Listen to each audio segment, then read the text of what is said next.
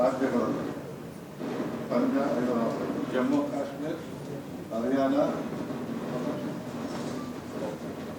300 ಕೋಟಿ ಮಹಿಳೆಯರು ಓಡಾಡಿದ್ದಾರೆ ಅಂತ ಹೇಳಿದ್ರೆ ನಾವು ಅದನ್ನು ಬಹಳ ಸಂತೋಷದಿಂದ ಒಪ್ಪಿಕೊಂಡಿದ್ದೇವೆ. ಈ ಕಾರ್ಯಕ್ರಮ ಅಧಿಕಾರಿ ಕೊಟ್ಟವರು ಕೂಡ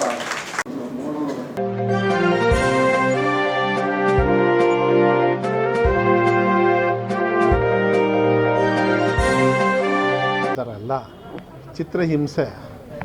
ಆ ಹಿಂಸೆಗೆ ಆ ಹೆಣ್ಮಗಳು ಆ ತಾಯಿ ಸ್ಥಾನದಲ್ಲಿರೋರು ಅವ್ರ ಯಜಮಾನರಿಗೆ ತೊಂದರೆ ಆಗಬಾರ್ದು ಅಂತ ಆ ಭಾವನೆಯನ್ನು ನೋಡಬೇಕಾಗತ್ತೆ. ಅದನ್ನೇ ಸಿದ್ದರಾಮಯ್ಯ ಅವರು ಕೂಡ ರೀಟ್ವೀಟ್ ಮಾಡಿದ್ದಾರೆ. ಯಾಕೆಂದರೆ ಅವರಿಗೇನು ಅದು ದೊಡ್ಡದಲ್ಲ. ಆದರೆ 12 ವರ್ಷದ್ದು ಇದನ್ನು ತಗೊಂಡು ಹೋಗಿ ಒಂದೇ ಸತಿಗೆ ನಮ್ಮ ಯಜಮಾನರಿಗೆ ನನ್ನಿಂದ ತೊಂದರೆ ಆಗ್ತಾಯಿದೆ, ಇವತ್ತುವರೆಗೂ ಕೂಡ ಕಳಂಕ ಬಂದಿಲ್ಲ ನೋಡಿ. ಸ್ವಲ್ಪ ಒಂದು ಅರ್ಥ ಮಾಡ್ಕೊಳ್ಳಿ. ಹಿಂದುಳಿದ ವರ್ಗದವರು 2ನೇ ಸತಿ ಇವತ್ತು ಚೀಫ್ ಮಿನಿಸ್ಟರ್ ಆಗಿ ಚೆನ್ನಾಗಿ ನಡೆಸ್ತಾ ಇದ್ದಾರೆ. ಇವತ್ತು ಎಂಥ ಕಾರ್ಯಕ್ರಮಕ್ಕೆ ಬಂದಿರೋದು? ನಾನು ಎಲ್ಲಿಂದ ಬಂದಿರೋದು? ಮೊಟ್ಟೆ ಕಾರ್ಯಕ್ರಮ. ಇವರು ಬಿ ಜೆ ಪಿಯವ್ರು ಹಣೆ ಬರೋಕ್ಕೆ ಇದನ್ನೇನಾರು ಮಾಡಿದ್ರಾ? ಹಾಂ, ಅದಕ್ಕೆ ಹೇಳ್ತಾ ಇರೋದು ಹಂಗೆ ಕೊಟ್ಟ ತಕ್ಷಣ ತಪ್ಪಾಗಿದೆ ಅಂತ ಹೇಳಲ್ಲ. ಹಿಂಸೆ ತಡಿಲಾರ್ದೆ ಸಾಕಾಗಿ ಅವ್ರ ತಾಯಿ ಸ್ಥಾನದಲ್ಲಿ ಇರ್ತಕ್ಕಂಥವ್ರು ಒಬ್ಬರು ಮಾಡಿದ್ದಾರೆ ಅಷ್ಟೇ.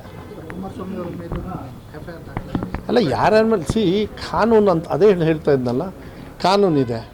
ಕಾನೂನಿದ್ದಾಗ ಅದ್ರ ಮೇಲೆ ಕ್ರಮ ಜರುಗಬೇಕು. ಕಾನೂನಿದೆ. ಸಿದ್ದರಾಮಯ್ಯವ್ರ ಮೇಲೆ ಈಗ ಎಫ್ ಐ ಆರ್ ಆಗುತ್ತೆ, ಎಫ್ ಐ ಆರ್ ಆಗಿದೆ. ಮತ್ತು ಏನೇನು ಮಾಡಬೇಕು ಮಾಡ್ತಾರೆ. ಅವ್ರು ಏನೇನು ಡಿಫೆನ್ಸ್ ಇದೆ ರಾಜ್ಯದಲ್ಲಿ, ನಮ್ಮ ಕಾನೂನಿದೆ, ನಮ್ಮ ದೇಶದಲ್ಲಿ ಕಾನೂನಿದೆ, ಅದನ್ನು ಮಾಡ್ತಾರೆ. ಆದರೆ ಸೆಂಟ್ರಲ್ ಗೌರ್ಮೆಂಟ್ ಅವ್ರು ಇಡಿ ಇರ್ತಾರದು ಇದೆಲ್ಲ ವಿಂಡಿಕ್ಟಿವ್ನೆಸ್ ಎದ್ದು ಕಾಣಿಸ್ತಾ ಇದೆ. ಅದನ್ನು ಕೊಡೋರು ಯಾರು? ರೂಲ್ಸ್ ಇದೆಯಾ? ಕೊಡಬೇಕು ಅಂತ ರೂಲ್ಸ್ ಇದೆಯಾ? ಮಾಡ್ಕೊಳ್ಳಿ, ತಗೊಳ್ಳಿ. 5 ನಿಮಿಷದೊಳಗೆ ಇದು ಮಾಡ್ತಾರೆ ಅಂತೇಳಿ 5 ನಿಮಿಷ 50 ನಿಮಿಷ ಆಯ್ತಲ್ಲ.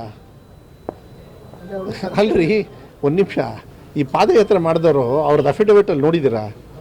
ನಾನೊಬ್ಬ ದೊಡ್ಡ ಕಳಂಕ, ನನ್ನ ಮೇಲೆ ಕೇಸ್ ಇದೆ, ನಾನು ಮನಿ ಲಾಂಡ್ರಿಂಗ್ ಮಾಡಿದ್ದೀನಿ, ಕರಪ್ಷನ್ ಮಾಡಿದ್ದೀನಿ, ಅದಕ್ಕೆ ನನ್ನ ಮೇಲೆ ಎಫ್ ಐ ಆರ್ ಇದೆ. ಅದನ್ನು ಕೇಳಿದ್ದೀರಾ ಅವರಿಗೆ?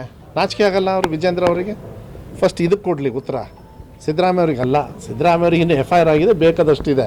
ನಮ್ಮ ದೇಶದಲ್ಲಿ ಕಾನೂನು ಗೌರವ ಕೊಡೋದು ನಮ್ಮ ಕೆಲಸ.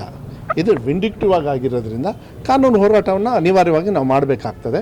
136 ಶಾಸಕರು ಕೂಡ ಅವ್ರ ಪರವಾಗಿ, ಕಾರ್ಯಕರ್ತರಿಂದ ಜನರು ಅವ್ರ ಪರವಾಗಿದ್ದಾರೆ. ಅದೇ ಅವ್ರಿಗೆ ಶಕ್ತಿ, ಅದೇ ಅವರೇ ನಮಗೆ ಶಕ್ತಿ.